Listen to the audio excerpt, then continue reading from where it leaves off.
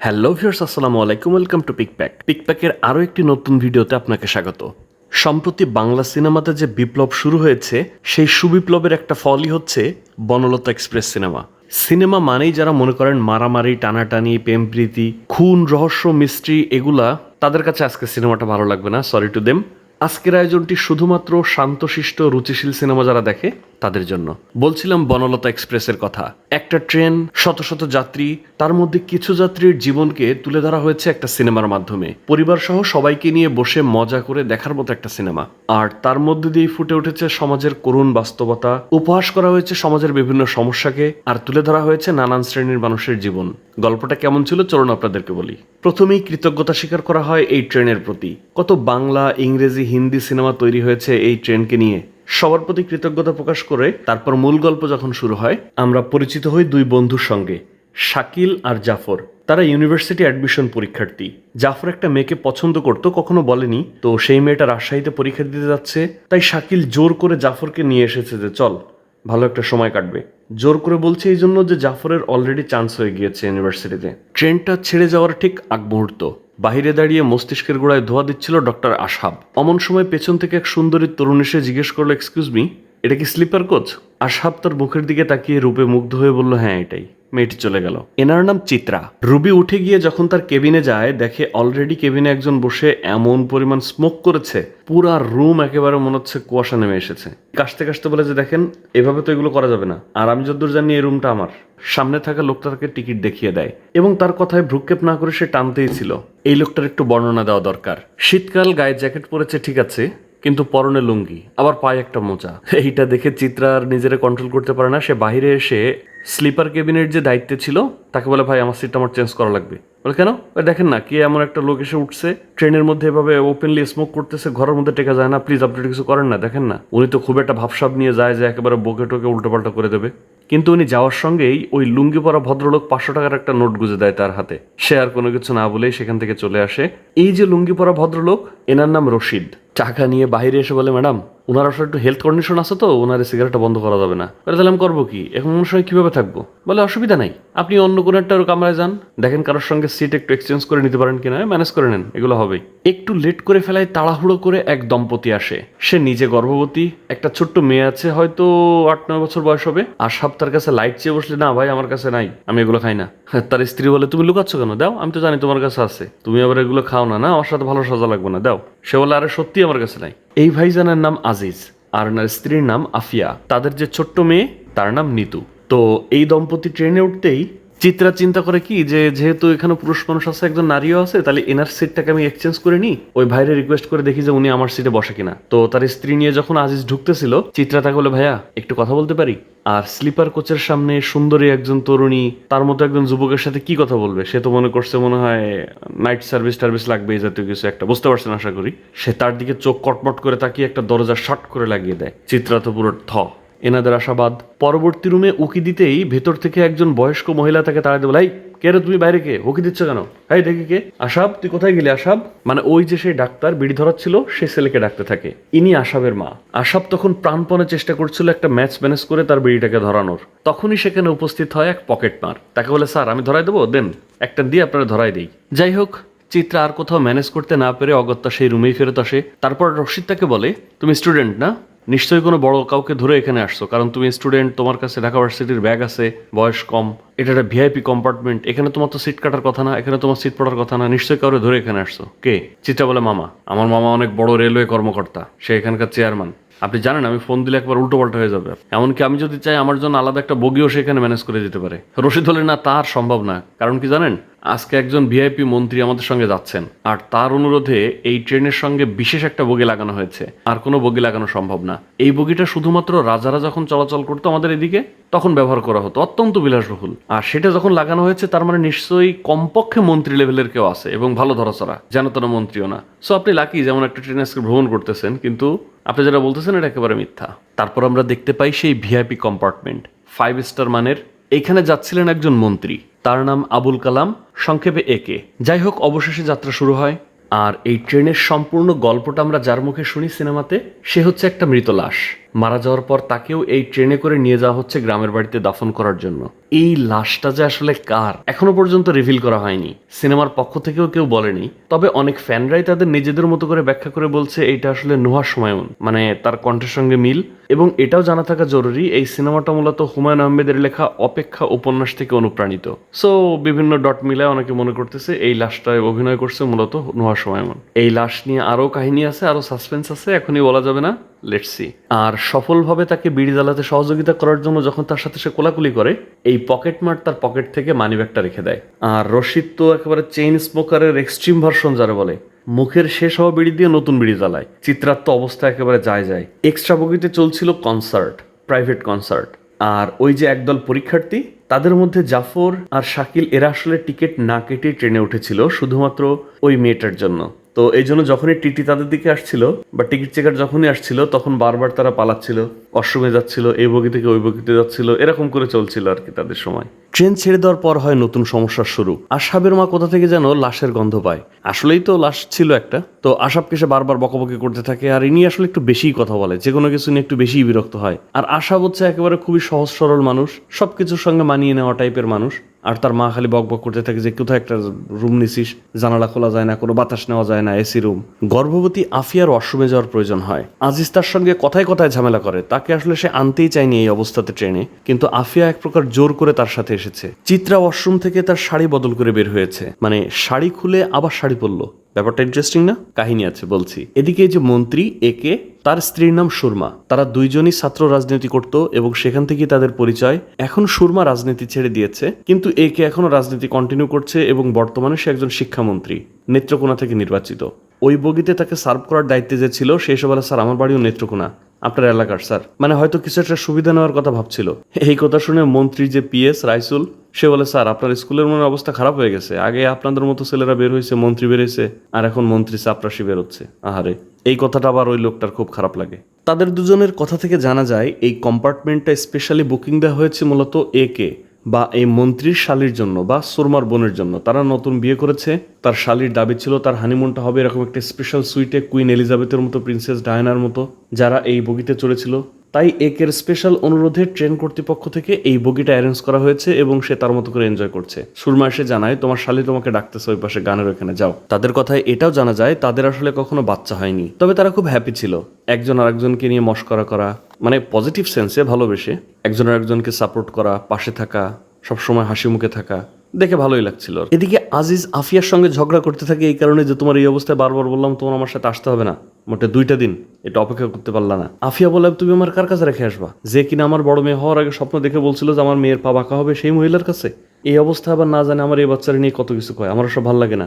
আমি তোমার সন্দেহ করি সেজন্য না, এমনিতে তোমার সাথে আসতে চাইছি। জনাব রশিদ যদি শুধু চুপ করে বিড়ি খেত সেটাও না হয় এক প্রকার মানা যেত। চিত্রা তাকে বলে, একটু বাইরে যে খাওয়া যায় না? সে বলে, না। তোমার নাম কি? চিত্রা, নদীর নাম। তা নদীর নাম তো আড়িয়াল খা আছে, তো তোমার নাম আড়িয়াল খা হলেও খারাপ হতো না, ভালোই হতো। এইসব উল্টোপাল্টা কথা শুনে চিত্রা হজম করতে পারে না, সে রাগ করে রুম থেকে বের হয়ে যায়। তখনই আবার আশাব চায়ের কাপ নিয়ে তার রুমে যাচ্ছিল তার মাকে চা দেওয়ার জন্য। আশাবের মা ছিল খুবই বিরক্তিকর একজন পার্সন, তার জন্য চা নিয়ে আসলে সে বলে, এই তোর কাজে তো বিড়ির গন্ধ পাচ্ছি, একদম তোর বাপের মতো স্বভাব, তুই দিনে কয়টা খাইস, কয়বার খাইস, আমার তো মনে হচ্ছে তুই মদও খাইস, কতখানি মদ খাইস। আশাব তার উল্টোপাল্টা প্রশ্নে বিরক্ত হয়ে বলে, হ্যাঁ মা আমি খাইছি, আর তুমি যে বলছো মদ খাই, হ্যাঁ আমি মদও খাই, আমি এখনই যাচ্ছি মদ খাতে। বলে, একদম তোর বাপের মতো স্বভাব হয়েছে, কথায় না পারলে তখন পট করে কেটে পড়ে। আশাব জাস্ট আর নিতেই পারে না, সে দরজাটা লাগাই দিয়ে চলে যায়। এদিকে ভিআইপি কেবিনে তো সেই ধুম ধড়াক্কা, পুরো ডিজে গান টান হচ্ছিল, ব্যান্ড ভাড়া করে নিয়ে আসছে পুরা দমে, খালি গান গাবে। এই জন্য তাদের এই গান দেখে ওই রুমে যে সার্ভিং ম্যান ছিল সেও হাতে জুসের গ্লাস নিয়ে তাদের সঙ্গে নাচতে থাকে। মন্ত্রী শালী, ভাইরা, স্ত্রী সবাই উপভোগ করছিল। তখন মন্ত্রী শালী তো ড্যান্স করতেছিল, আবার সে একজন ভিডিও ম্যানও নিয়ে আসছে যে পুরো স্মৃতিটা সে ভিডিও করে রাখবে। সে মন্ত্রীকে ড্যান্স করার জন্য জোর করে, কিন্তু একে যেভাবে হোক কাটায় যায়। চিত্রা তার এক বান্ধবীকে কল করে, তার নাম লিলি। সে বলে, শোন মামাকে আর বিরক্ত করার দরকার নেই, থাক, টিকিট যা হয়েছে হয়েছে, এ নিয়ে আর বিরক্ত করিস না। তখন বলে, তুই কি বলিস, তোর এরকম উল্টোপাল্টা সিট দিছে, মামা তো তার চাকরি খেয়ে দিচ্ছে। তারপর পাশ থেকে যখন ক্যাটারার্স তাকে খাবার দিচ্ছিল লিলিকে, চিত্রা বলে, লিলি তুই এখনো খাবার খাচ্ছিস মানে? কোথায়? লিলি বলে, ও মা বিয়েতে আসছি, খাবার খেয়ে যাবো না? চিত্রা আর কোনো কথাই বলে না। এই বিয়ে নিয়েও একটা কাহিনী আছে, শেষে বলতেছি, মানে এখন সবকিছু বললে স্পয়লার হয়ে যাবে, অলরাইট, শেষে গিয়ে বলছি, মজা পাবেন আশা করি। তখনই চিত্রার সামনে এসে ডক্টর আশাব বসে। সে আবার ম্যাজিশিয়ান, পেশায় ডাক্তার, কিন্তু জাদু দেখাতে পছন্দ করতো। চিত্রাকে তার কার্ডের জাদু দেখায়, চিত্রা মুগ্ধ হয়, তারপর তারা পরিচিত হয় এবং আশাব জানায় যে আমি যদি মানুষকে জাদু দেখাই, মানুষের মুখের মধ্যে যে যে আশ্চর্য একটা ভাব তৈরি হয়, ওটা দেখে আমি মজা পাই, তাই করি। চিত্রা তখন আশাবকে অফার দেয় যে তার মায়ের সঙ্গে সে থাকতে পারবে কিনা, বা আশাব ওই রুমের সিটটা একটু এক্সচেঞ্জ করবে কিনা। আশাব বলে, আমার মা যে ধরনের লোক, আমার মনে হয় আপনি আগে একটু ট্রায়াল দিয়ে দেখেন তার সঙ্গে হজম করতে পারবেন কিনা, থাকতে পারবেন কিনা, কারণ দেখা গেলো আপনি গরম কড়াই থেকে গিয়ে গরম হাঁড়িতে পড়লেন। চিত্রা বলে, না অসুবিধা হবে না, আমি আন্টিকে ম্যানেজ করে নিব। মানে সেও এখানে সুবিধা নেওয়ার চেষ্টা করে আর কি, রুম এক্সচেঞ্জ করা বা সিট এক্সচেঞ্জ করার। জাফর যে মেয়েটিকে পছন্দ করতো তার নাম রুবি। রুবি খানিকটা স্ট্রেট ফরওয়ার্ড, কিন্তু জাফর ভীষণ মেধাবী এবং লাজুক ছেলে। সে এখনো রুবিকে প্রকাশই করেনি যে রুবিকে পছন্দ করে, বাট রুবি বুঝতে পারে। রুবি তাকে বলে যে আমি যদি চান্স না পাই, হয় আমার বিয়ে করে দেবে, তা নাহলে বিদেশে পাঠিয়ে দেবে। তোমার কি মনে হয় কোনটা ভালো হবে? জাফর বলে, বরকে আর কোন দেশে যাচ্ছে এর উপরে নির্ভর করবে আর কি। যাই হোক, এরপর দেখে আবার সেই টিটি আসতেছে টিকিট চেক করতে। সে আর শাকিল আবারও ওই সিট থেকে উঠে বাথরুমে লুকাইতে যায়। এদিকে চিত্রা তো তার সিট ম্যানেজ করেছে। জনাব রশিদ এক হাতে বই আর এক হাতে সিগারেট নিয়ে শুয়েছিল। এমন সময় আজিজের মেয়ে অর্থাৎ নিতু, সে হঠাৎ করে রুমে চলে এসে বলে, আঙ্কেল আপনার হাত পুড়ে যাবে তো। রশিদ বলে, হ্যাঁ ঠিক। নিতু আরো বলে, আপনি এগুলো খান কেন? ফুসফুস নষ্ট হয়, ক্যান্সার হয়, কত অসুবিধা হয়, ফেলে দেন। রশিদ বলে, হ্যাঁ ঠিক ঠিক বলেছো, এগুলো আমি ফেলে দিচ্ছি, আর খাবো না। বলে, না আমি জানি, আমি এখান থেকে বের হওয়ার সাথে আপনি আরেকটা ধরাবেন। রশিদ জানতে চায় যে তুমি এত রাতে এই প্রাইভেট কম্পার্টমেন্টে কেন, কি ব্যাপার? নিতু বলে, আর বললেন না, এতক্ষণ ধরে অপেক্ষা করতেছিলাম, মা বাবা ঝগড়াই থামায় না। আমার মা ভীষণ খারাপ লোক, কথায় কথায় ঝগড়া করে, আর আমার আব্বা ভীষণ জেদি, আম্মার উপরে ভীষণ রাগ করে। তারা দুজন মারামারি করতেছে, আমি আর টিকতে পারলাম না রুমে। এতক্ষণ অপেক্ষা করে এখন বের হয়ে গেছি রুম থেকে। এতক্ষণ পর তারা মনে হয় একটু থামছে, ঘুমাচ্ছে, এই সুযোগে আমি বের হয়ে আসছি। রশিদ কথা ঘুরানোর জন্য বলে, তোমার লাল জামাটা তো অনেক সুন্দর, লাল তোমার পছন্দ? নিতু বলে, না লাল আমার পছন্দ না, কিন্তু আপনি জানেন না ট্রেনে উঠলে লাল জামা পরাটাই তো ভালো। বাই চান্স যদি কোনো বিপদ হয় তাহলে আমি ট্রেনকে লাল জামা দিয়ে সংকেত দেখাইতে পারবো, এভাবে সবাই বেঁচে যাবে। সুন্দর না? রশিদ বলে, তুমি তো অনেক বেশি চালাক, অনেক স্মার্ট। রশিদ নিতুকে বলে, যাও তুমি অনেক লক্ষ্মী মেয়ে, অনেক বুদ্ধিমতী, তো এখন বুদ্ধিমতী মেয়ের মতো যে বাবার রুমে চলে যাও, তোমার রুমে গিয়ে ঘুমাও। নিতু বলে, দূর, আপনার সাথে কথা বলার থেকে আমি বাইরে চলে যাই। সে চলে যায়। তখন আশাব এসে বলে, আমি কি আপনার রুমটা শেয়ার করতে পারি? এদিকে চিত্রা চলে এসেছে আশাবের মায়ের কাছে। মহিলা তো একা একা বকবক করতেই থাকে, এখানে একটা লাশ আছে, সারা ট্রেনে লাশের গন্ধ, এই প্রাইভেট কম্পার্টমেন্টে কেউ লাশ আনে, এই রুম কেউ ভাড়া নেয়, জানলা খোলা যায় না, এই লাশটাই তো মূলত সিনেমার গল্পটা আমাদেরকে বলে। লাশটা তখন বলে, না এই মহিলা তো আমার নিয়ে থামতে চাই না, যাকে একটু ভয় দেখাই। তখন লাশটা হাসির শব্দ করে, আর আশাবের মা ভয় পেয়ে বলে, কি ব্যাপার, তুমি কি বেটা মানুষের মতো হাসো নাকি? তারপর আবারও হাসলে সে মোটামুটি ভয় পায় আর কি। চিত্রা বরং তার কাছে গিয়ে বলে, দেখেন আন্টি, লাশ হচ্ছে একটা ভালো সাইন, লাশ কোনো খারাপ কিছু না, যাত্রাপথে লাশ থাকলে মঙ্গল হয়, এটা অমঙ্গলের কিছু নাই। এই কথা শুনে আশাবের মায়ের তো খুব ভালো লাগে। সে বলে, আরে কত বুদ্ধিমতী মেয়ে, তোমার কি বিয়ে হয়েছে, স্বামী আছে? আমার আশাবের বউ হিসেবে এই মেয়েটাকে তো খুব দারুণ মানাবে। মানে সে কল্পনায় তারা বিয়ে দিয়ে দেয় আর কি। চিত্রা তাকে বলে যে আমার বড় চাচার হার্ট অ্যাটাক হয়েছে, তো ওর চাচাকে দেখতে যাচ্ছে আর কি। তো সে চুপ করে থাকে, আর আশাবের মা একের পর এক গল্প করতেই থাকে, কথা বলতেই থাকে, বিভিন্ন ধরনের গল্প। এদিকে রাত 1টা বেজে গেছে। তখন রশিদের আবার নেশা চেতে গেছে। রুমেই তার পাশে বসেছিল আশাব। সে আশাবের দিকে একটা গ্লাস বাড়িয়ে দেয়, তারপর নিজে একটা গ্লাস নেয়। তারা রুমে দুষ্টু পানি গেলার প্রস্তুতি যখন নিচ্ছিল, তখন হঠাৎ করে এই এসি কেবিনের সার্ভিসম্যান ওই সেই পকেট মারকে ধরে আনে। এদের রুমে বলে, স্যার, এ বলতেছে আপনি নাকি ওকে টাকা দিচ্ছেন, ও তো একটা পকেট মার।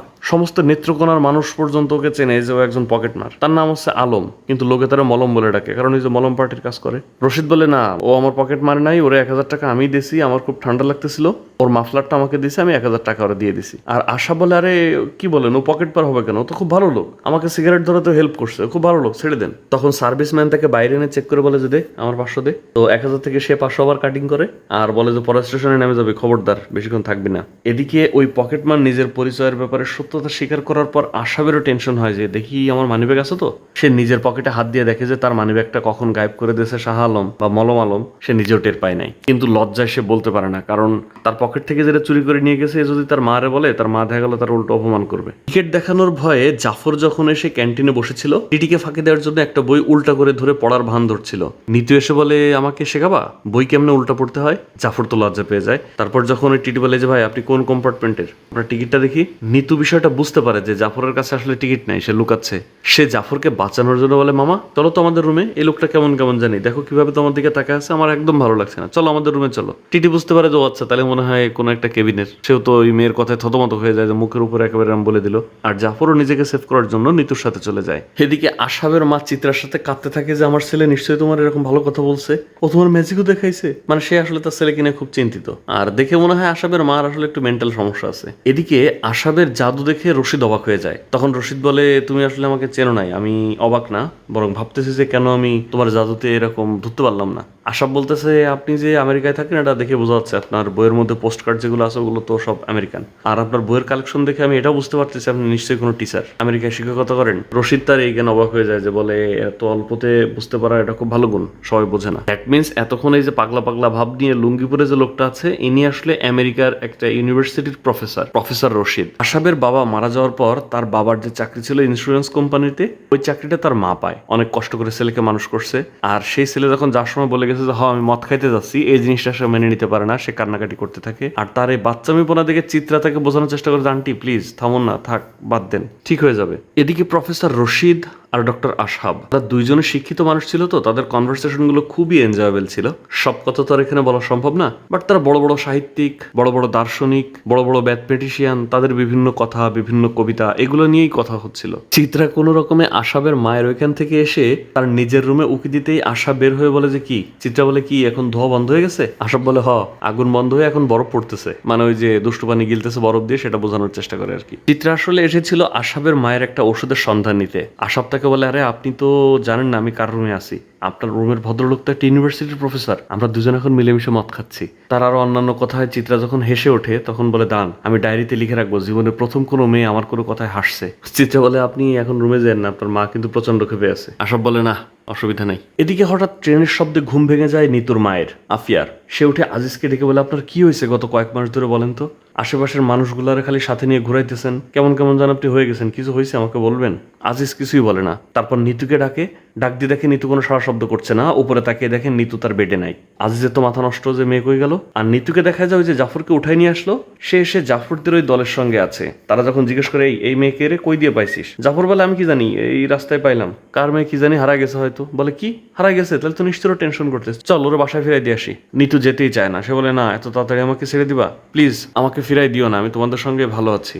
আর মন্ত্রীর কামরায় ঘটে যায় আর এক বিরাট কারবা। মন্ত্রীর পিএস তাকে কনফার্ম করে যে স্যার প্রধানমন্ত্রীর অফিস থেকে মাত্র খবর নিলাম, সংবাদ পাকা। বলে কি? বলে জি স্যার আপনার মন্ত্রিত্ব আর নাই। বলে শোনো এই খবরটা এই রুমের বাইরে যেন আর কোনো জায়গায় না যায়, তুমি আর আমি এই পর্যন্তই সীমাবদ্ধ। তবে সে আসলে বিশ্বাসই করতে পারছিল না যে তার মন্ত্রিত্ব চলে গেছে। চুপ করে বেডের উপরে বসেছিল, ওই সময় আবার তার স্ত্রী সেখানে চলে আসে। তার পিএস কে বাইরে যেতে বলে। পিএস বাইরে যাওয়ার পরে বলে দেখো তুমি অনেক স্ট্রেসে আছো, আমি বুঝতে পারছি, তুমি কি মনে করো আমি কিছুই বুঝি না? এই যেমন দেখো আজকে আমি যে আমাদের বিয়ের শাড়িটা পরেছি, তুমি কি নোটিস করেছো? মানে সে যেন হঠাৎ করে টপিক ঘুরাই নিয়ে যায়। আর মন্ত্রীও তার সঙ্গে হাসির রসাত্মক ব্যঙ্গাত্মক কথাবার্তা বলতে থাকে, মানে ভালো ভাষায় ফান করা আর কি। সে ফেক হাসি হাসছিল, এটা তার স্ত্রীও বুঝতে পেরেছিল।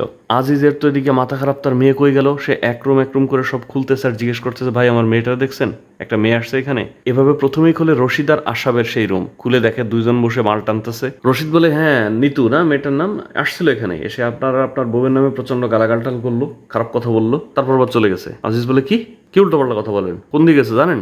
বলে না জানি না, দেখেন কই আছে। নিতুকে এগিয়ে দেওয়ার জন্য আসছিল জাফর এবং তার অন্যান্য সদস্যরা। তবে আসার পথে আবার দেখে ওই যে টিটি, আর দরজা খুলে ঢুকবে না ঢুকবে রশিদদের রুমেই তারা ঢুকে। সেখানে বসে তো আবার আসার তাদের সবাইকে জাদু দেখাতে থাকে, মানে সে নতুন কাউকে দেখলেই জাদু দেখায়। আজিজ একে একে সব বগিতে খুঁজতে থাকে, আর এদিকে রশিদের বগিতে তারা সবাই বসে ম্যাজিক দেখতে থাকে। মন্ত্রী এদিকে মন্ত্রিত্ব হারিয়ে বসে আছে মন খারাপ। তার শালি তো আর এই ঘটনা জানে না, তাকে নিয়ে জোরাজোরি করতে থাকে যে ভাই আসতেই হবে, একটু ড্যান্স করতেই হবে। জোর করে তাকে ওই ড্যান্সিং রুমে নিয়ে যায়। আর মন্ত্রীর হাত ধরে টেনে ওই ডিজে রুমে আনার সময় অসতর্কতাবশত পেছন দিক থেকে ধাক্কা লেগে ওই রুমে যে সার্ভিং ম্যান ছিল তার হাতে থাকা সব শরবত পড়ে যায় কাচের গ্লাস ভরে। আর পড়বে না পড়বে সেটা পড়ে মন্ত্রীর শালির গায়ে। মন্ত্রীর শালি তো ভীষণ ডেঞ্জারাস বেয়াদব টাইপের একটা মেয়ে ছিল, তাকে ঠাস করে একটা চড় লাগায় বসে ওই সময়। এদিকে আজিজও খুঁজতে খুঁজতে আবারও রশিদের রুমে এসে দরজা খুলে দেখে যে নিতু। আর আজিজ ওইদিকে মেয়েকে থাপ্পড় দিতে গেলে আশাব কোনো রকমে তাকে ঠেকায়।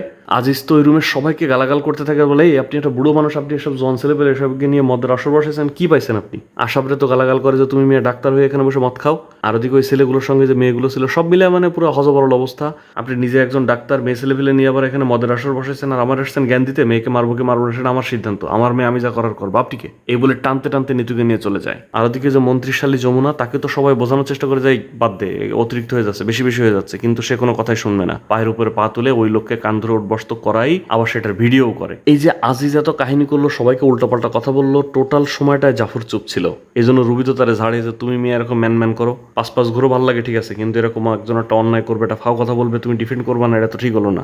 সেখানে তাদের সঙ্গে চিত্রার পরিচয় হয়। আর বশির, যে মূলত যে চট থাপ্পড় খেয়ে কান ধরে উঠবস করে যার ভিডিও করছে, ও এসে এই ট্রেনের যে প্রধান পরিচালক তাকে সব ঘটনা বলে আর কাঁদতে থাকে। পরিচালক বলে আমার স্টাফের গায়ে হাত তুলছে এবং এইভাবে অপমান করছে, মন্ত্রী হোক আর যেই হোক এই ট্রেনে আমি মালিক, আমার স্টাফকে অপমান করছে, এর শোধ আমি নেবই। এই ঘটনার পর মন্ত্রী তার পিএস এবং তার স্ত্রীকে ডেকে এনে সব ঘটনা বলে যে ছাত্র জীবনে থার্ড ইয়ারে থাকতে সে মন্ত্রীদেরকে পচায় একটা কবিতা লিখছিল যে মন্ত্রীদের গাল দিয়ে গন্ধ আসে। সেই কবিতা কোনো না কোনো ভাবে বর্তমান যে প্রধানমন্ত্রী তার সময়ের তার কাছে পৌঁছে গেছে এবং এই কারণে তার মন্ত্রিত্ব চলে গেছে, যেসব মন্ত্রীদেরকে নিয়ে এরকম উল্টাপাল্টা কথা বলে। তবে সে তার স্ত্রী সুরমাকে এটাও বলে যে শোনো, ওদিকে যা হয়েছে হয়েছে, আমার শালি এই কাজ করার পর থেকে দেখছো একটা স্টাফ এদিকে আসে নাই, মন্ত্রিত্ব যার সাথে সাথে মান সম্মান মনে চলে যাবে, ওরা যেন কোনোভাবে গরম না হয় এই বিষয়টা খেয়াল রাখতে হবে। সুরমা বলে আরে না, ওরা সেই সাহসী পাবে না। মন্ত্রী তার পিএস কে পাঠিয়ে বলে যাও তুমি রেল কর্তৃপক্ষের সাথে কথা বলো, তারা যেন এটা মাইন্ড না করে, এটাকে দ্রুত মিটিগেট করো।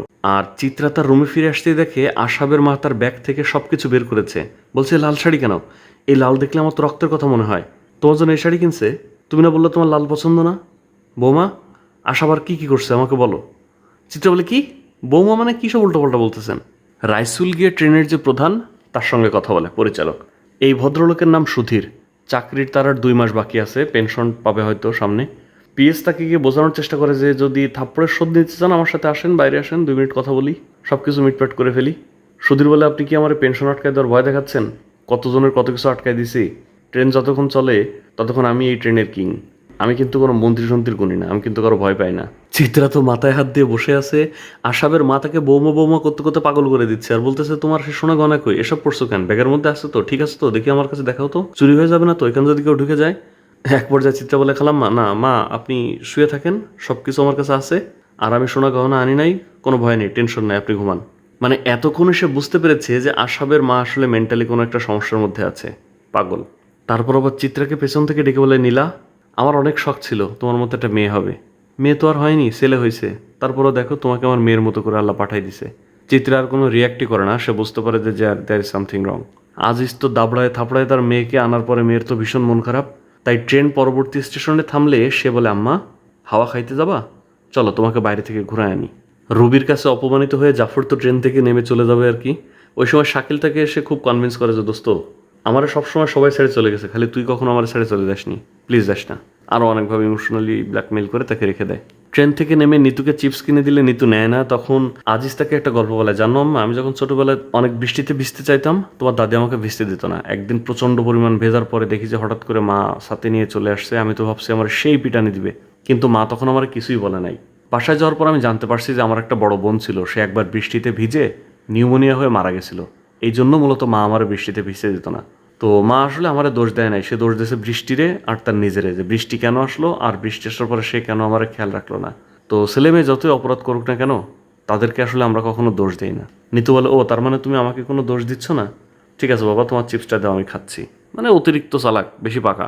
আশাব একটা চায়ের দোকানে বসে আবার একটু বিড়ি খাচ্ছিল। চিত্রা তখন এসে বলে ব্যাপার কি, আপনাদের এই মাসেলের মধ্যে আমি আর থাকতে চাই না। আচ্ছা আপনার বউর নাম কি নীলা?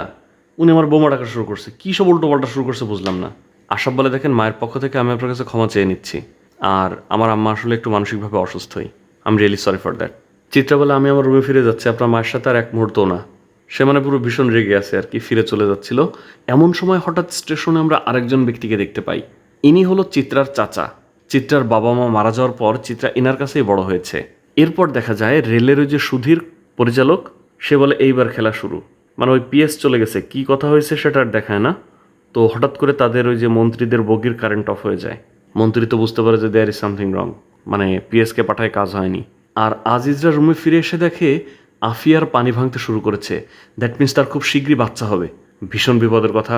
আর চিত্রার চাচা চিত্রার একটা ছবি নিয়ে সমস্ত ট্রেনে খুঁজে বেড়াতে থাকে যে মা এই মেয়েটাকে দেখছো, বাবা এই মেয়েটাকে দেখছো, ভাই এই মেয়েটাকে দেখছেন, মানে পুরো বগিতে এসে খুঁজে বেড়াচ্ছিল।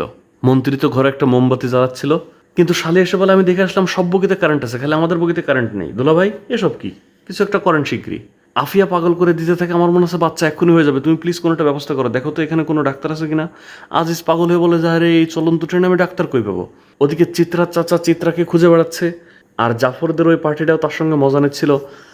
চাচা যখন খেপে যায়, যাই আমি কি তোমাদের সঙ্গে মজা করতেছি, তোমরা আমার সঙ্গে মজা নিচ্ছ, আগের বারে যে জাফর কোনো রিয়াক্ট করেনি দেখে জাফরের পর আবার রুবি খেপে গেছে, এইবার জাফর পুরো সেই একটা রিয়াক্ট করে ফেলে, মানে ওই চিত্রা চাচারে পুরো মারতে যাবে এমন অবস্থা করে ফেলে, তার কলার মোল্লা ধরে ফেলে। আর এই অতিরিক্ত করার কারণে আবার রুবি বলে যে জাফর এগুলো কি করতেছো, তুমি কি ওনাকে মারবা নাকি, তুমি কি মস্তান হয়ে গেছো, এসব কি, একজন মুরব্বী মানুষ তুমি এভাবে রিয়াক্ট করতেছো কেন?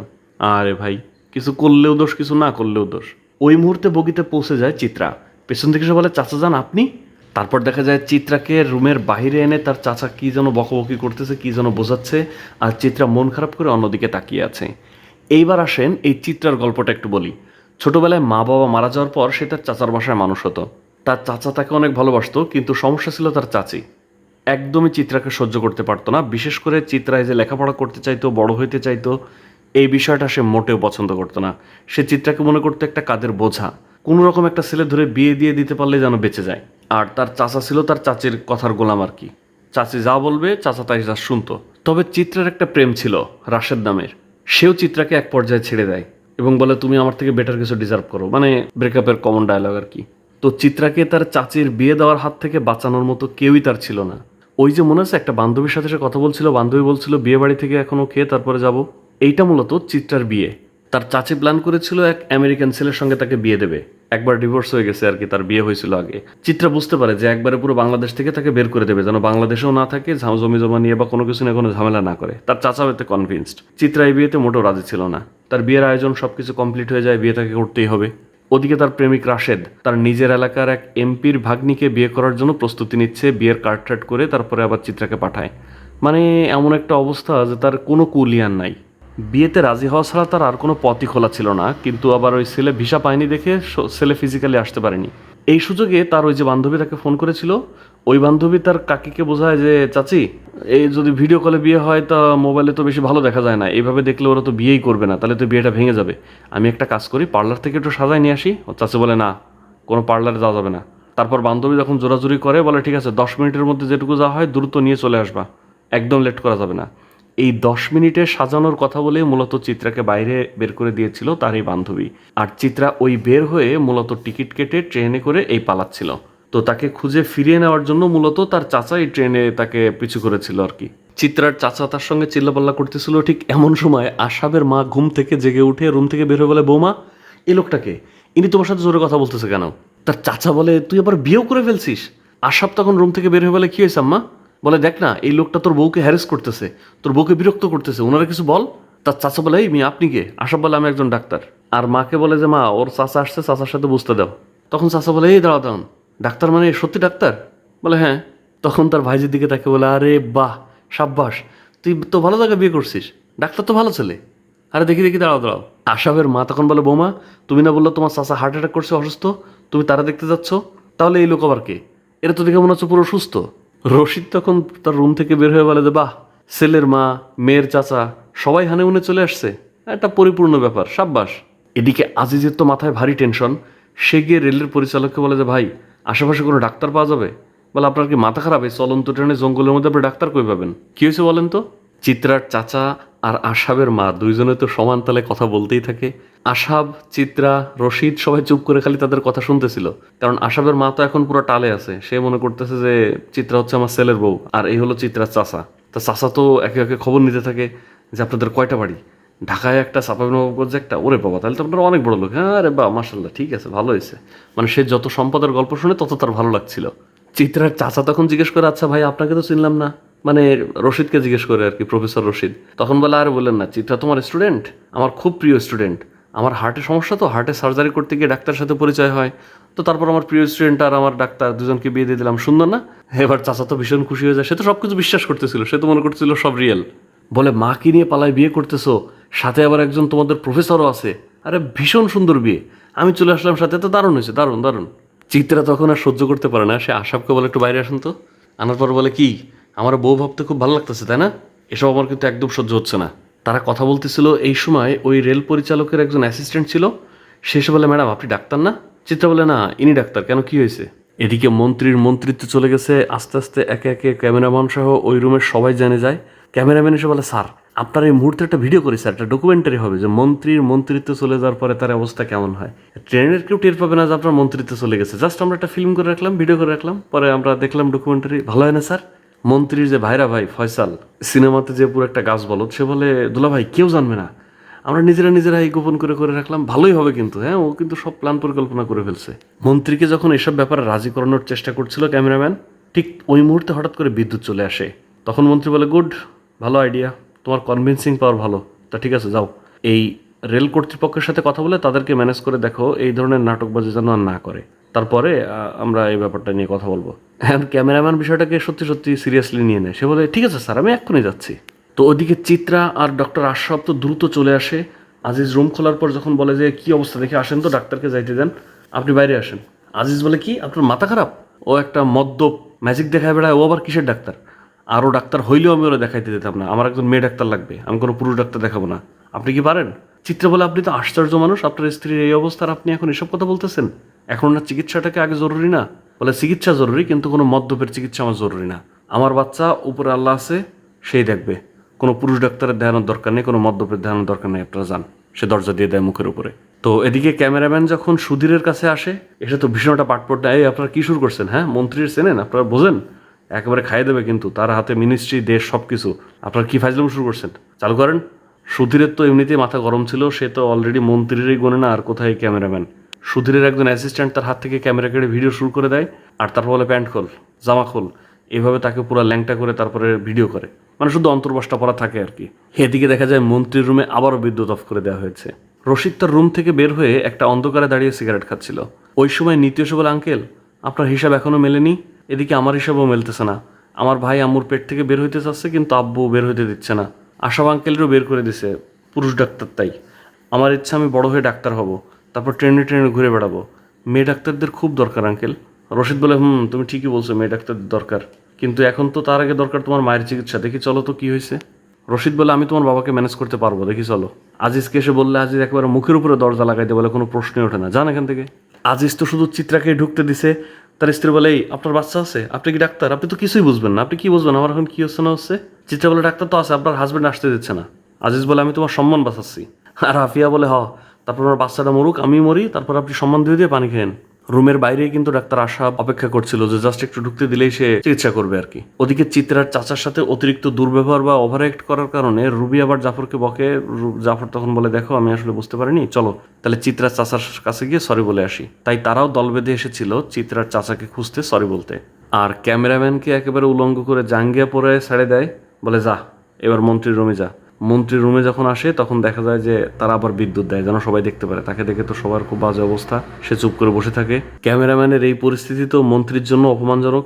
সবাই বেশ দুশ্চিন্তাগ্রস্ত হয়ে যায়, বিশেষ করে ওই যে ক্যামেরা রেখে দিছে, ওই ক্যামেরার মধ্যে ওই যে মন্ত্রীর শালী যমুনার আবার নাচের ভিডিও আছে। সে বলে, দুলা ভাই সিগারেটের ব্যবস্থা করেন। মন্ত্রী বলে, ওরা কাপড় চোপড় দাও, দেখি কি করা যায়। এদিকে সবাই মিলে আজিজকে ঘর থেকে ডেকে বের করে রশিদ বলে, ভাই একটু এদিকে আসেন, একটু এদিকে আসেন। কোনো রকম তারা ঠেলে ঠেলে রুম থেকে একটু সরে আনে, এনে তার বলে, আসেন একটু কথা বলি। তারপর তারা আরও একবার অনেক অনুনয় বিনয় করে বোঝানোর চেষ্টা করে, কিন্তু আজিজ কোনোভাবে মানতে নারাজ। পুরুষ ডাক্তার দিয়ে আমার স্ত্রীর বাচ্চা ডেলিভারি হবে, এটা সে কোনোভাবে মানতে নারাজ। অনেক অনুরোধের এক পর্যায়ে আজিজ বলে, আরে ভাই আপনি বুঝতেছেন না কেন, উনি গলা পর্যন্ত মদ খাইছে, উনি কি অপারেশন করবে? এরপরে তার সঙ্গে কথায় না পেরে অবশেষে রশিদ সহ সবাই মিলে আজিজকে ধরে আনে এবং তার রুমে হাত পা বেঁধে রাখে যেন সে কোনোভাবে বাধা দিতে না পারে।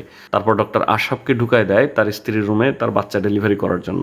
এই বিষয়টা নিয়ে অনেক বিতর্ক আছে, এখানে ধর্মীয় কিছু বিষয় আছে, তারপর বাস্তবতা, প্র্যাকটিক্যালিটি, সব কিছু মিলে আসলে সিদ্ধান্তটা নিতে হবে। এখন আপনি যদি বলেন আসলে সে চাচ্ছে না একজন পুরুষ এভাবে একজন নারী ডেলিভারি করুক, এটা তো তার দোষের কিছু না।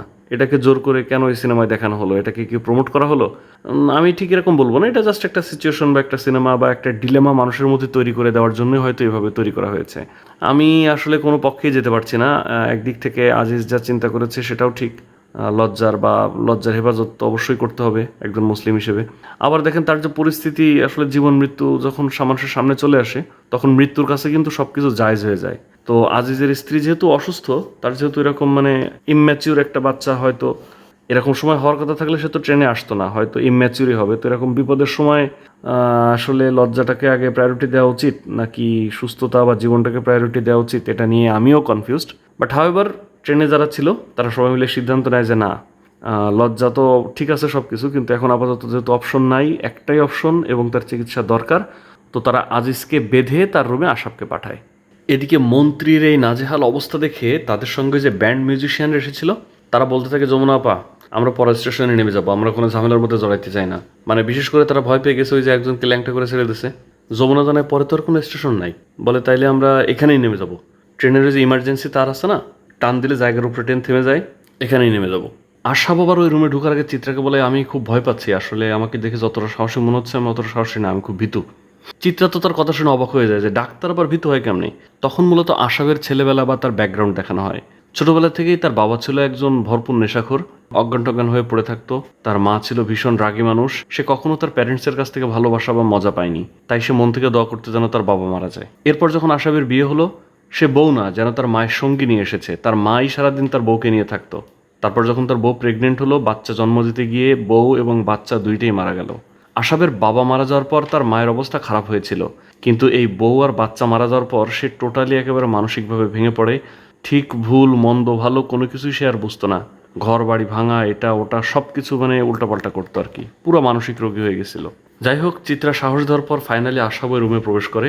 তারপর নিতুকে বলে জাফর আর শাকিলকে ডেকে আনো। তারা আসার পর বলে, দেখো আমার হাতে খুব অল্প সময় আছে, এই সময়ের মধ্যে কিছু জিনিস আমার লাগবে। জীবাণুনাশক, ব্লেড, নেইল কাটার, অ্যান্টিসেপটিক, সুতা, গরম পানি আর কিছু পরিষ্কার কাপড়। তুমি যেমনে পারো যেভাবে পারো দ্রুত এগুলো ট্রেন থেকে ম্যানেজ করো। এদিকে মন্ত্রীর ক্যামেরাম্যানের ক্যামেরা রেখে দিয়ে ওই ক্যামেরা দিয়ে ট্রেনের পরিচালক আর বাকিরা গান করছিল আর ভিডিও করছিল, মজা নিচ্ছিল।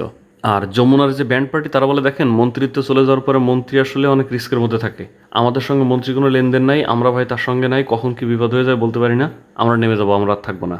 এই কথা শুনে মন্ত্রী যে ভাইরা ভাই ফয়সাল, সে বলে, দেখো যমুনা ওনারা যা বলতেছে ঠিকই বলতেছে, তোলাভাইয়ের কিন্তু মন্ত্রিত্ব নাই, চলো আমরা ওনাদের সঙ্গে এখানেই নেমে যাই। জাফর শাকিল এরা এসে পরিচালকের সঙ্গে কথা বলে এবং ওই যে জিনিসগুলো তাদের লাগবে সেগুলো বলে। পরিচালক বলে, যেভাবে হোক ওদেরকে এগুলো ম্যানেজ করে দাও, যে বাচ্চা আমার ট্রেনে জন্ম নিচ্ছে ও কিন্তু আমার ট্রেনের মেহমান, তারা যেন কোনো খাতিরের কমতি না হয়, সবাই চেষ্টা করে যাও। সব কিছু মোটামুটি ম্যানেজ ট্যানেজ করা গেছে, শুধু পাচ্ছিল না ব্লেড। ওই যে আলম পকেটমার, ওকে ধরে আনে রেলের একজন পরিচালক, বলে ওর কাছে এই ব্লেডের এই কারবার ওর কাছে থাকতে পারে। আলমকে ডেকে আনার পর আলম তার শরীরের বিভিন্ন জায়গা থেকে অনেকগুলো নতুন নতুন ব্লেড বের করে দেয়। মানে দেখলেন আসলে দুনিয়ায় সবারই দরকার আছে, হ্যাঁ। আজিজ বারবার শুধু রশিদকে বলতেছিল, এটা আপনি ঠিক করলেন না, একটা মদ্যপ মানুষ আমার বউকে চিকিৎসা করবে, একটা মদখোর আমার বাচ্চাটার প্রথম কোলে নেবে, এটা কোনোভাবে ঠিক হচ্ছে না। ঠিক এই মুহূর্তে আবার একজন এসে রুম খুলে বলে, স্যার ডাক্তার সাহেব বলছে মদের বোতল রেডি রাখতে। আজিজ শুনে বলে, কি ওর আরও মদ লাগবে? তখন ওই যে স্টাফ বলে, না আসলে ট্রেনে কোনো অ্যান্টিসেপটিক পাচ্ছে না, তো মদ দিয়ে হয়তো ওই কাজ চালানো হইতে পারে। এদিকে মন্ত্রীর সকল সদস্যরা চিন্তা করে যে তারা ট্রেন থেকে নেমে পড়বে। মন্ত্রী একাই শুধু ট্রেন থেকে নামে না, কারণ সে চিন্তা করে আমি একজন মন্ত্রী, মন্ত্রী তো হারা গেছে দেখে আমি যদি ট্রেন থেকে পালাই জিনিসটা কেমন দেখায়। তার স্ত্রী যখন তাকে রাজি করানোর চেষ্টা করে, সুরমা, সে বলে, দেখো ওদের একজন গার্ডিয়ান দরকার, তুমি ওদের সঙ্গে নেমে যাও, আমি আছি, আমাকে নিয়ে কোনো টেনশন করো না, সব ঠিক থাকবে। তো আজিজকে বেঁধে রেখে শাকিল আর জাফর তাকে পানি খাওয়াচ্ছিল, সেবা করতেছিল। জাফরকে একটা পরামর্শ দেয় যে, দেখো তুমি তো সফল হচ্ছ না, তোমাকে একটা পরামর্শ দেই, যখন দেখবা মেয়েটা একা আছে তার কাছে চলে যাবা, গিয়ে তাকে স্রেফ বলে দেবা যে তুমি তাকে ভালোবাসো। শাকিল বলে, এত সহজ? রশিদ বলে, হ্যাঁ এই পদ্ধতিতে আগেও কাজ হয়েছে, এখনও কাজ হচ্ছে, ভবিষ্যতেও কাজ হবে, এতটাই সহজ, করে দেখো। ওই রুমে হঠাৎ তখন নিতু আসে এবং তার বাবাকে খুলে দিতে বলে। শাকিল খুলেও দেয়। আশাব আফিয়াকে বলে, দেখেন আমার অনেক বড় বড় ডিগ্রি নাই, কিন্তু ইন্টার্ন থাকাকালে আমি 8টা বাচ্চা ডেলিভারি করাইছি, আশা করি আমি পারবো, আপনি টেনশন নিয়েন না। তারা তো চেষ্টা করছিল বাচ্চা বের করার জন্য, পুশ করার জন্য। আর এদিকে ট্রেনের ইমার্জেন্সি তার টান দিয়ে মন্ত্রীর লোকেরা চেষ্টা করছিল ট্রেন থামিয়ে এখান থেকে নেমে পড়ার জন্য। হঠাৎ করে মাঝপথে ট্রেন থামাতে সবাই একটু অবাক হয়ে যায়। মন্ত্রী ছাড়া তার পিএস, স্ত্রী, শালী, ভাইরা, গানের দল সবাই নেমে পড়ে। অন্ধকার জঙ্গলের মধ্য দিয়ে তারা হাঁটতে থাকে। ফাইনালি বাচ্চারা ডেলিভার্ড হয়, সবাই তো খুব খুশি হয়। এদিকে চিত্রা তার চাচাকে ডেকে বলে, চাচা আসলে আমার বিয়ে শাদী হয় নাই। চাচা তখন চা খাচ্ছিল, সে তখন বিষম খায় আর কি এই খবর শুনে, যে এতক্ষণ ধরে সে যা শুনছে সব মিথ্যা। চিত্রা আরও জানায়, ওনার আসলে মা সাইকিয়াট্রিক পেশেন্ট, তো ওনার বউ মারা গেছে, ওনারা যাচ্ছে রাজশাহী বেড়াতে, আর আমি যাচ্ছি রাশেদের গালে একটা থাপ্পড় মারতে। আমার সাথে প্রেম করে ও এলাকার একটা মেয়ে এমপির ভাগ্নিকে বিয়ে করতেছে, আমার এইভাবে ঠকাইলো, তাই নতুন বউর সামনে ওর গালে একটা থাপ্পড় দেবো। আর বাচ্চা তো হয়ে গেছে, আজিজ তো খুব খুশি। আশাব তখন এসে বলে, আপনি বাচ্চা নিয়ে একটু বাইরে আসেন, ডেলিভারি কাজ এখনো শেষ হয়নি, কাজটা আমাকে সম্পন্ন করতে হবে। রশিদ এসে আজিজকে বলে, বাচ্চার কানে আজান দিছেন, আজান দিয়ে দেন। ট্রেনটা আসলে এমন এক জায়গায় দাঁড়িয়েছিল, সেখান থেকে মোবাইলের নেটওয়ার্কও ভালো পাচ্ছিল না। কর্তৃপক্ষ বারবার চেষ্টা করছিল যোগাযোগ করার, কিন্তু ফোনে কাউকে পাচ্ছিল না। নর্মালি চেন টানলে দাঁড়িয়ে যায়, তারপর আবার ট্রেন চলার কথা, কিন্তু অনেক দিন তো কেউ টানে না। ওই চেনে কোনো একটা অসুবিধা হয়ে ট্রেন পুরো জ্যাম হয়ে গেছে, চলতেছে না। মেরামত করা ছাড়া এই ট্রেন আর চালু করার উপায় নাই। আশাব তো ভারী দুশ্চিন্তায় পড়ে যায়, কারণ ওই যে বাচ্চা হয়েছে কিন্তু উনি ফুলটা বের করতে পারে নাই। সে বলে ট্রেন থামলো কেন, দ্রুত একটু ব্যবস্থা করো। ট্রেন যদি হাসপাতালে না পৌঁছায় জরুরি অবস্থায়, তাহলে কিন্তু ওনাকে বাঁচানো যাবে না। যন্ত্রণায় কাতরাচ্ছিল, কিন্তু তারপরেও আফিয়া আজিজের কোলে শুয়ে শুয়ে তাদের পুরনো স্মৃতিগুলো মনে করছিল, তাদের বিয়ের দিন কি হয়েছিল এইসব। মানুষ মারা যাওয়ার আগে কেন জানি এরকম পুরনো স্মৃতিগুলো বারবার রিকার করতে থাকে। ট্রেন কর্তৃপক্ষ চেষ্টা করে অ্যাম্বুলেন্স আনার, কিন্তু তাদের ট্রেনটা থেমেছে আসলে একটা জঙ্গলের মধ্যে, রাস্তা তো নাই, কোনোভাবেই এখানে অ্যাম্বুলেন্স ঢোকার সম্ভাবনা নাই। আফিয়ার প্রচণ্ড রক্তপাত হতে থাকে। আজিজ বাইরে এসে জিজ্ঞেস করে, ব্যাপার কি, এত রক্ত কি পানির সাথে মিশে বেশি দেখাচ্ছে নাকি সবই রক্ত, এরকম কেন হইতেছে ডাক্তার? সুধীর জানায় যে যদি এই এলাকা কেউ চেনে তাহলে এইখান থেকে একটু সামনে হেঁটে গিয়ে তারপর অ্যাম্বুলেন্সের ব্যবস্থা বা গাড়ির ব্যবস্থা করতে হবে। লোকজন এসে এখান থেকে টেনে নিয়ে যাবে আর কি। এখন কে যাবেন সাথে? ওই যে পকেটমার বলে এলাকা সব আমার চেনা। জাফর বলে আমি ওনার সাথে যাচ্ছি, কোনো সমস্যা নেই। রুবি তাকে আবার একটু হাতটা ধরে দোয়া করে দেয়। আর পকেটমার নেমে যাওয়ার আগে চিত্রার কাছে এসে আশাবের মানিব্যাগ দিয়ে বলে, এই যে আপনার জামাইয়ের মানিব্যাগ, আমি আসলে মেরে দিয়েছিলাম, কিন্তু টাকাগুলো আমি রেখে দিছি, আর যা আছে সব কিছু একদম ফেরত দিলাম, আপনার জামাইরে দিয়ে দিয়েন। চিত্রারও আসলে মনে মনে তাকে জামাই ভাবা শুরু হয় আর কি। এই মানিব্যাগ ঘেটে আবার চিত্রা দেখতে পায় যে আশাব আসলে বলেছিল যে তার বড় ডিগ্রি নাই, কিন্তু সে আসলে অনেক বড় একজন ডাক্তার, আমেরিকাতে থাকে। তার প্ল্যান হচ্ছে তার মাকে রাজশাহীতে রেখে, মানে বাপের বাড়ি রেখে, সে আবার আমেরিকাতে চলে যাবে। সবাই যখন চলে যায়, রশিদ দাঁড়িয়ে সিগারেট খাচ্ছিল, ওই সময় আজিজ তাকে বলে, আপনি বললেন না সিগারেট খাওয়া ছাড়া যায় না? যায়। আমার ডাক্তার আর 1 বছর সময় দিছে, ক্যান্সার, খুব শীঘ্রই মারা যাব, তাই স্ত্রী বাচ্চা সবাইকে নিয়ে বাড়ি যাচ্ছি। গ্রামের বাড়ি যে জায়গাটুকু আছে কিছু অংশ বেচে দিছি চিকিৎসা করার জন্য, আর বাকি অংশ আমার স্ত্রীর নামে লিখে দেবো, কারণ আমি মারা গেলে তোমার ভাইরা ওই জমি জায়গা সব খাই ফেলবে, ওদেরকে একেবারে বঞ্চিত করবে, আমার 2টা বাচ্চা, ওদের জন্য কিছু তো একটু করে রাখা যাওয়া লাগে। আজিজ কাঁদে আর বলে, আমার মেয়ে বাচ্চা পছন্দ, তাই নিতে হওয়ার পর 3 দিন কোলে নেয়নি, এই জন্য আল্লাহ হয়তো আমার এই মেয়ের শাসন কপালে রাখে নাই। দেখছেন আমার কি সুন্দর করে শাসন করে, আমি তো বাঁচবো না। নিতুর মাও যদি না বাঁচে, স্যার ওই মেয়েটারে কে দেখবে, ওই ছোট বাচ্চাটারে কে দেখবে, যেমনে পারেন স্যার আমার বউটারে বাঁচান, বলে আর খুব হাউমাউ করে কাঁদতে থাকে। রশিদ খুব দুশ্চিন্তায় ছিল যে কি করবে, আসলে তারও তো কিছু করার নাই। হঠাৎ করে তার মাথায় একটা আইডিয়া আসে। সে হাঁটতে হাঁটতে ওই মন্ত্রীর রুমে চলে আসে। তারপর মন্ত্রীকে অনুরোধ করে যে, স্যার এই ঘটনা, প্লিজ আপনি যদি ফোন দেন তাহলে একটা হেলিকপ্টার এখানে আসা সম্ভব, শুধুমাত্র আপনার ফোনেই আসা সম্ভব, একটু আনা যায় স্যার? মানে মন্ত্রিত্ব চলে গেছে, এ তো আর রশিদ জানে না, বাট মন্ত্রীর অবস্থাটা একবার ভেবে দেখেন, তার বউ ছেলে মেয়ে সবাই তারা রেখে চলে গেছে, মন্ত্রিত্ব চলে গেছে, সে এখন গুড ফর নাথিং, আর তারা এসে বলতেছে ফোন করে একটা হেলিকপ্টার এনে দেন, মানে কি একটা অবস্থা। সে বলে যে, ভাই যান, এখন এসব হবে না।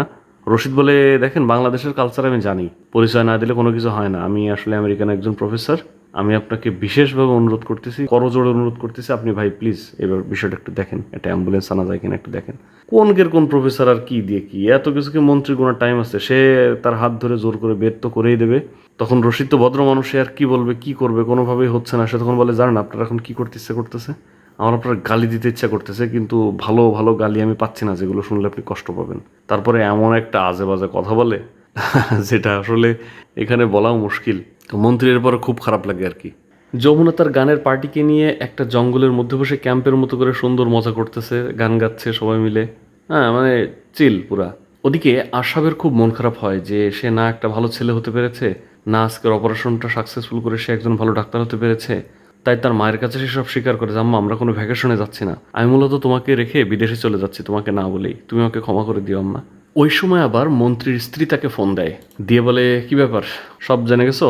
মন্ত্রী তখন বলে, আমি সব শুনছি, তুমি আমার ওই কবিতাটা যে প্রধানমন্ত্রীর কাছে পৌঁছায় দিছো, এটা রাইসুল আমাকে বলছে, মানে ওনার পিএস ওনাকে বলছে।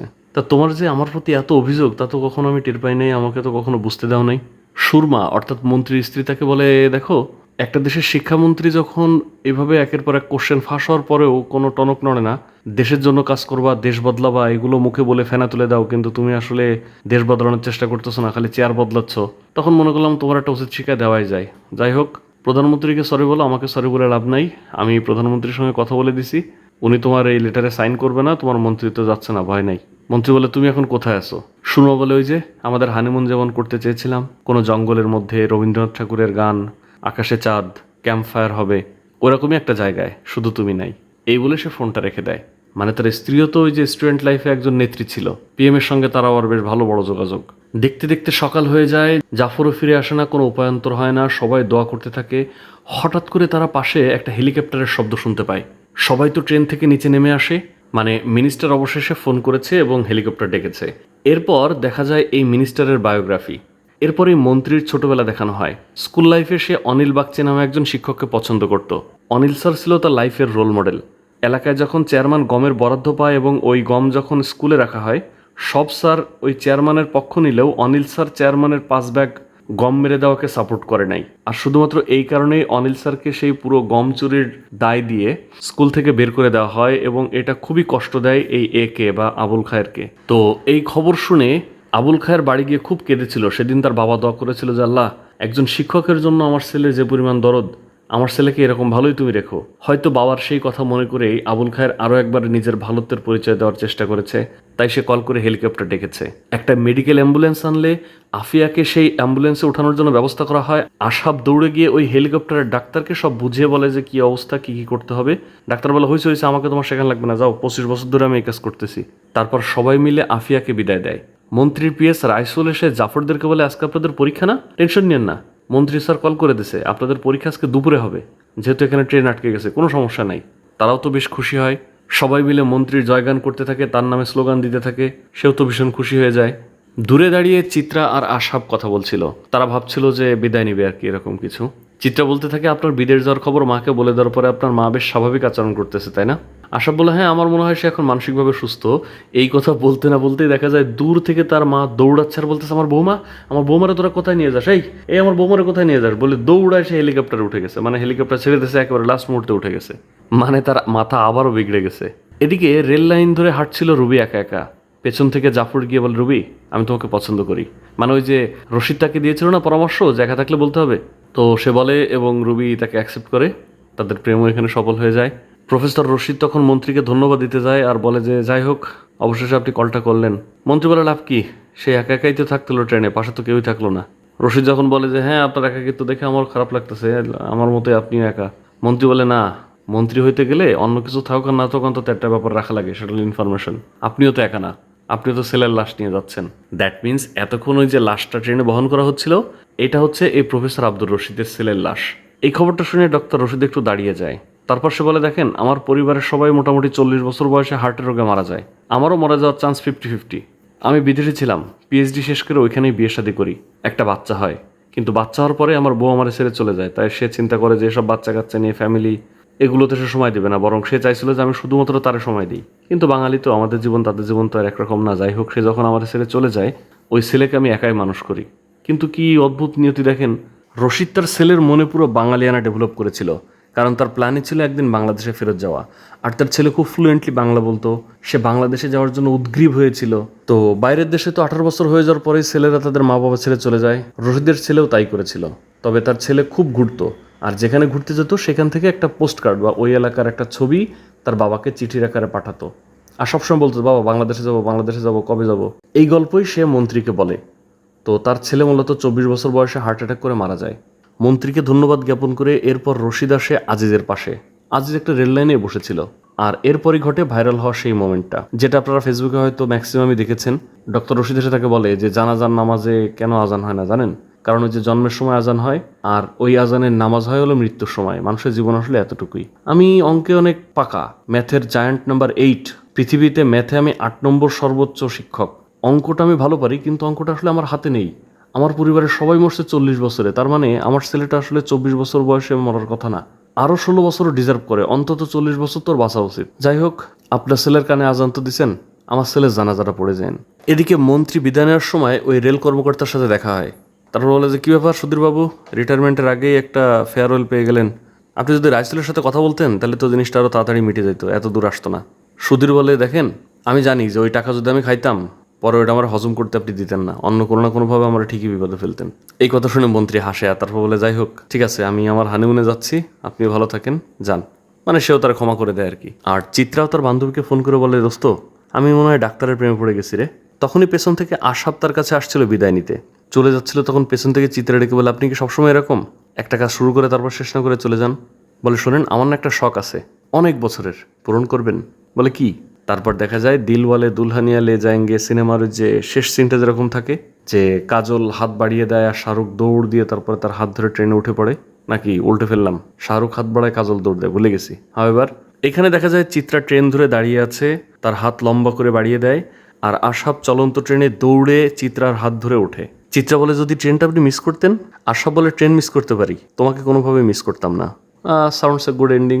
এদিকে মন্ত্রী জঙ্গলের মধ্যে এসে দেখে শুধুমাত্র তার বউই জেগে আছে, বাকি সব কাঁথা কম্বল মুড়ি দিয়ে ঘুমাচ্ছে ক্যাম্পিংয়ে।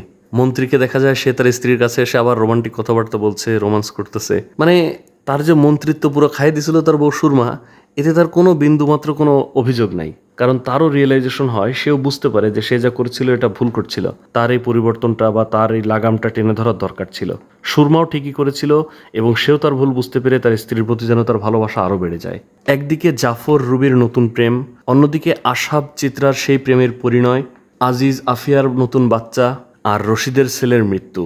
মানে টোটাল ট্রেন জার্নিটা ঠিক জন্ম থেকে মৃত্যু পর্যন্ত মানুষের যতগুলো স্টেজ পার হয় সবগুলো স্টেজকে একত্রে তুলে ধরেছে। আর এইখানেই মূলত এই গল্পটা ইউনিক, অন্য সবগুলো গল্পের থেকে আলাদা। একটা ট্রেন জার্নি না, total the journey of A life বলা যেতে পারে। শেষ পেয়ে দেখা যায় প্রফেসর রশিদ তার কাছে তার ছেলের পাঠানো যতগুলো পোস্টকার্ড ছিল সবগুলো তার ছেলের কবরের সঙ্গে ওইখানে দাফন করে দেয়। হাসপাতালে পৌঁছাতে পেরে আফিয়া সুস্থ হয়ে যায়, তার বাচ্চা তো ভালো ছিল। আশাবের মাও তার নিজের বউ আর নিজের পুত্রের সন্তান মনে করে তাদের পাশে থেকে নামাজ পড়ে তাদের দোয়া করছিল, সেবা করছিল। প্রফেসর রশিদের ছেলের জানাজার দোয়া শেষ করতে না করতেই বৃষ্টি নামে, আর এই সুখের বৃষ্টির মাধ্যমেই এই গল্প শেষ হয়। তো দর্শক, কেমন ছিল আমাদের আজকের ভিডিও? এই ভিডিওটা আসলে অনেক বড় হয়ে গিয়েছে। I don't feel sorry for that. আমার মনে হয় আপনারাও আমার সঙ্গে এনজয় করেছেন। সিনেমাটা আমি যতবার দেখেছি ততবারই এনজয় করেছি। আপনাদের সঙ্গে গল্পের মাধ্যমে চেষ্টা করলাম কিছুটা তুলে ধরার। আশা করি আপনার গল্পটি ভালো লেগেছে। আপনার কাছে কেমন লেগেছে অবশ্যই কমেন্টে জানাতে পারেন। কথা হচ্ছে পরবর্তী কোনো ভিডিওতে। সে পর্যন্ত ভালো থাকবেন, সুস্থ থাকবেন, পিকপ্যাকের সাথেই থাকবেন। আল্লাহ হাফেজ।